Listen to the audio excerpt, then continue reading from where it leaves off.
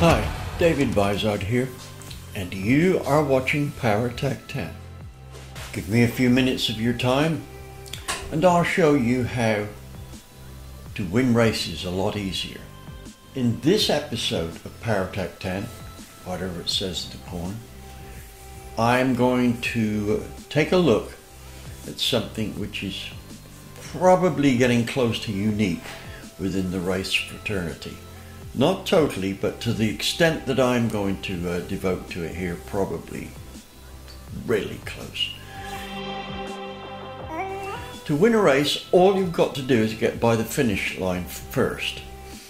Now there's a set of rules. Now, I'm not big on cheating, right? People who cheat are writing their own rule book, and that's not their job. Anyway, if they end up cheating, you have to ask yourself if they need a psychiatrist's couch, right? You need to win that bad to show yourself as being superior to anyone. That's a psychiatric problem. But anyway, my policy here, just so we know, is if I ever have to cheat at motor racing, I'll give it up and play golf. And between you and me, I hate golf. So, what I'm going to talk about in this edition is not how to make your car faster than everybody else's. Let's say you've gone as far as you can with your car and you know things about hopping up motors and that the other guys don't know. If you're smart about it, you can make them modify their engines to slow them down. Now I'm going to tell you the tale of how I did that to slow down my primary competition in 1973 when I did the Britax Production Touring Sedan Championship. I was driving a Chrysler Avenger. Fortunately for me, it had an engine which was new to the scene, and I obviously must pick up on how to modify engines faster than other people, because I just roared ahead with this engine, just making horsepower pretty much every time I opened the hood. Other people were complaining they couldn't get power. So I used this opportunity to feed them information which, whilst it was true generally, was not true for the Avenger engine. Let me tell you how I started.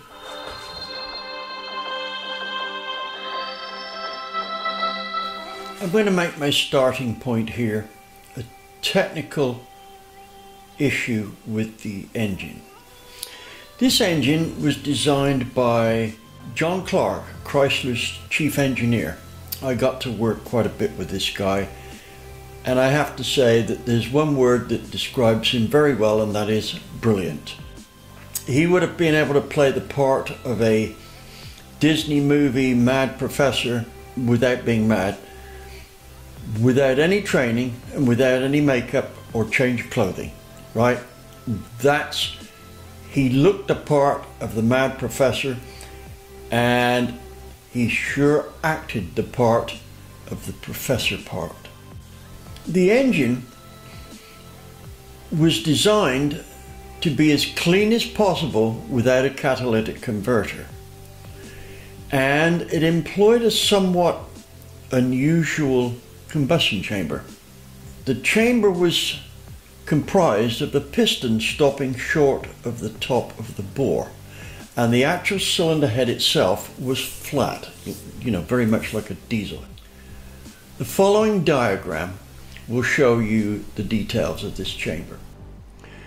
What you're looking at here is the intake port, which was about as good as your typical twin cam. But the point I really want to make here is the combustion chamber, which was little more than just a biscuit. As such, it looked like it might detonate very easy, but that was not the case. Now, it did have a few points that you could label as prime characteristics. These were that it required to have the fuel broken up in very, very fine droplets. In fact, the fuel needed to be very nearly vaporized. That means the droplets had to be, for the most part, in the region of about 5 microns each. Now, this is a field that most people don't, most engine tuners don't have much, how shall I say, experience with, or even knowledge of, is that fuel quality delivered to an engine can be very influential depending on the design of the combustion chamber. And so it was with the Avenger engine. If the engine didn't have fine droplets of fuel, it would lose substantial amount of power. Well, with this in mind, what I did here was, before Christmas, which was a couple of months before the first race, I started calling round some of the tech inspectors. And no, let me backtrack a moment. The rules for this series were that the car had to run in a certain price bracket, right? And this was to cut the cost of racing. Now, what I did was I started a rumor. I would call up tech inspectors all over the country that I vaguely knew, and I would ask them some question which was totally irrelevant to whatever I needed to know. It was just a throwaway thing. But during the conversation, I would say to them something like, "Hey, have you heard that these Avenger engines tend to get detonation if you drive them flat out for any length of time?" And normally they'd say no, because they didn't. But they didn't know that they didn't. Anyway, after I'd called maybe, I don't know, about 10 tech inspectors, we call them scrutineers in England, I left it until about mid-January. Then I called up the chief tech inspector, Peter, and I've forgotten his last name, and my apologies, Peter, you were not insignificant, it's the brain surgery again. And I asked him a question, which was again a throwaway question. And I said to him, by the way, have you heard this rumor that the Avenger engines tend to detonate if you drive them wide open for too long? His reply, "Well, yes, I have actually." And I said to him, "Well, let me pose a question to you here, right? I haven't experienced this, but during my research for Chrysler, I found a way to get around this problem. That is as follows. The two Stromberg carburetors are mounted on the intake manifold, which in itself is mounted on the exhaust manifold. It's a non-cross-flow engine. And between the intake manifold and the exhaust manifold is a steel plate with a hole in it. It's about a 1/16 thick. So the exhaust flames coming out the exhaust manifold create a hot spot on the intake manifold, the aluminum intake manifold. And the fuel from the Stromberg carburetors, the air fuel mixture from the Stromberg carburetors plays straight onto this hot patch, and any fuel droplets of any consequence get vaporized, especially at part throttle. So the engine burned virtually a vapor mix at part throttle, and had good brake specifics because of it. When you opened up to wide throttle, the obvious thing is that it would have more cooling air, but by the same token it had more heating exhaust. So still a lot of the air was a lot of the mixture was turned into a vapor. Now vapor takes up room and it cuts the volumetric efficiency. And the cylinder head for the Avenger was very good in terms of airflow. It was at least as good on the intake port as a Lotus twin cam. Now, what I found was, if you cooled the mixture down or cooled the manifold down by putting a steel plate into the between the two intakes with no hole in it, the temperature was reduced vastly and the amount of air that went into the engine increased dramatically. Now then, it's pretty accepted strategy that if you cool the intake charge, the power goes up. In the case of the Avenger, if you cooled the intake charge like that, the power would drop somewhere in the region of 5 horsepower, right? So, here's what I said to the tech inspector.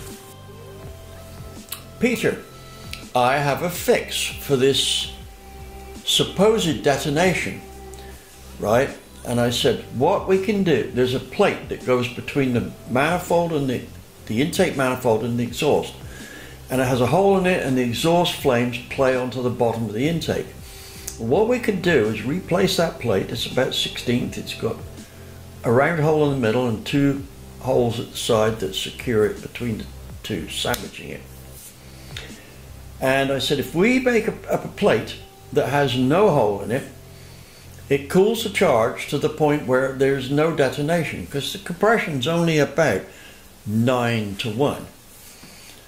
And he said, and of course, I don't suppose for 1 minute that the cooler charge does anything to negate horsepower, but more than likely bumps it up. I said, well, normally that's what a cool charge does, so you know, you can come to your own conclusion.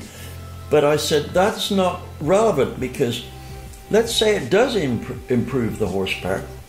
If everybody with an Avenger does it, right, we're still in the same situation as before, but now we won't have engines that detonate. And don't forget, this series is all about being able to race cheaply. If we detonate pistons on an engine, we're going to have to rebuild the engine. Expense. That defeats the object of the series. So I said, so what do you think? And he says, yeah, okay. He said, you do a drawing of the part and I will send it out to everybody who has an Avenger and they can copy it. And I said, good. So now, with this all the same, there should be no advantage in that perspective. So that's what was done. Now then, let's step back from this point here. Knowing that the Avenger required a very, very fine fuel atomization, or good fuel quality to work, what I did was I redesigned the jet on the carburetor.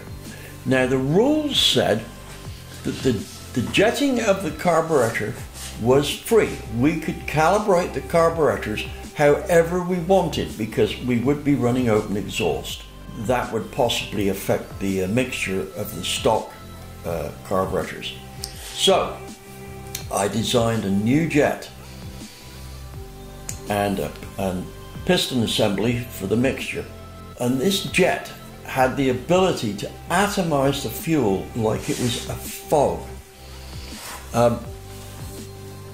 Basically, it looked like the fuel particles were typically between 10 and 5 microns, right, which was much smaller than the stock ones.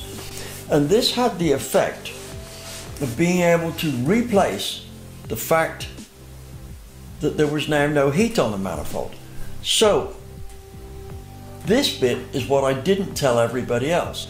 But what happened was this: their engines lost about 5 horsepower because the mixture quality was down. On the other hand, my engine picked up around about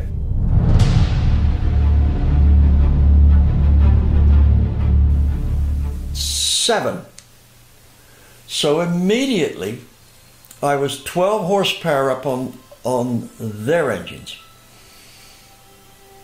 Now, we're talking about a 1600cc engine here, which makes, with the muffler on, 84 horsepower. Now you take the muffler off and you get the exhaust pipe length right, and it'll actually make right around about 90 horsepower. Now what happened here was, had they not touched the cylinder head, had they not touched the manifold stuff and that, they would have had about 90 horsepower, but they dropped it to about 85. With the open exhaust and everything else stock, mine made 90 horsepower. But when I added the cooling and things like this, it went up to 102. So here's the deal. Everybody else had about 85 horsepower as opposed to my 102. Now that wasn't the only mod that I did, right? And mod, that's not the right word. I flowed all the air filters to make sure which one flowed the best, and that's the one I used. Now I knew that most of the other guys were cheating because they would take the air filters out, which is good.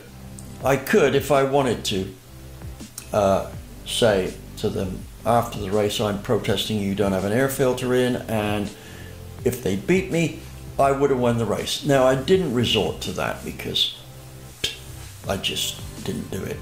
Now there was other things that I did, which I spent a lot of time on the dyno, selecting spark plugs, picking coils that gave the best output, making the distributors work the best they possibly could, the best plug wires. I flowed about 20 cylinder heads and picked the best one that flowed there while it was still stock. There was nothing done to it, but it was the best flowing one. I made up a jig which selected all the rockers on there so that the highest rockers would be selected. So I had probably 20 thousandths more lift than any of the other guys. Now if they'd have protested that more than stock lift, and say find the parts on there that are not stock. So I did that. Also I found pistons which were the best bet. I found a block that was slightly undersized and honed it out. Lots of engine building moves like that. And finally I ended up with about 114 horsepower compared with most of the other guys. Had they been legal, they would have been 105. However, none of them were legal. Right, so, but it didn't bother me that they weren't, because they still weren't fast enough. Anyway, by the time I got all this sorted out, my car was fast enough. I could put it on pole position, and when the flag came down, I could be standing in the pits, go and walk out to my car, put my helmet on, put my seat belt on, slam the door closed, start the engine up, and be in the lead before lap 6. That's without rushing the driving. Now I had all this together on the first race I did with it was at Mallory Park, and my two main competitors were Alan Minshaw, who was known as King of Mallory, and Bill Sydenham, who was two-time previous champion in this series. And anyway, I arrived at the track with what was probably pneumonia and a temperature of about 102. But I'd had to take a lot of BS from Alan Minshaw, who at the beginning of the series, after the two of them beat me into 3rd place, he said to Bill Sydenham, you know, we should take a picture of David coming in 3rd and send it round all the magazines to show that he's not as good as he thinks he is. Now this is a guy with an illegal car. The engine was built by a friend of mine who didn't know it was for this series. He called me up when he found out that it was not for that, not for the street, but for that series, and he said, Minshaw's engine's illegal. He says, I built it, so I know. It's got a ported cylinder head, it's got a camshaft in it, the carburetor's been bored out, the compression's been raised on it, and he's running a diff lower from Mallory Park. And I said, well, that's grossly illegal. And I said, how much horsepower is it making? And he said, it's making about 100 horsepower. And I said, I'm not worried, mine's making about 103 at the wheels with a legal engine. So I wanted to do this race just to show Minshaw that the nickname King of Mallory was insignificant. Well, I put the car on pole position, and this is with my fever. But let me relate the story there. I went out, did a few laps, came in, and I said to Colin, my crew chief, I said, how'd I do? And he says, well, he says, you never came out of the dog's leg on the same line twice. You're braking earlier than everybody else for the other bend over there. You haven't even gone into it in the same point each time. He said, that's the roughest driving I've ever seen. And I said, forget about that, Colin, I feel like doo-doo. Where am I on the grid? He says, oh, you're on pole position. Right. So, with all of this bad driving, I was on pole position. How did the race go? It was a walk-away win. However, it was toward the end of the season when all this happened. And it turned out that if I won the race, I would stop Chrysler winning the championship. So what I did was I got about a half a lap lead, and then on the last lap, I came up to the start-finish line and parked about 2 feet from it. And Alan Minshaw was half a lap away behind me. Now he was the one that would win the championship now as I passed, when he passed me. Behind him was Bill Sydenham. Bill had said to me beforehand, he says, if you are first at the line, which he said you almost will be, and you let Minshaw pass you, and I'm close on his tail, I will brake and let you go over so you get second spot. Well, they're about half a lap away, and sure enough, Minshaw comes around, takes first spot, Bill brakes, I pop over the line, take second spot, and then Bill takes third. And you know, Alan Minshaw didn't even give me the money for first place. In fact, I don't remember him even thanking me for it. And by the way, he won the championship.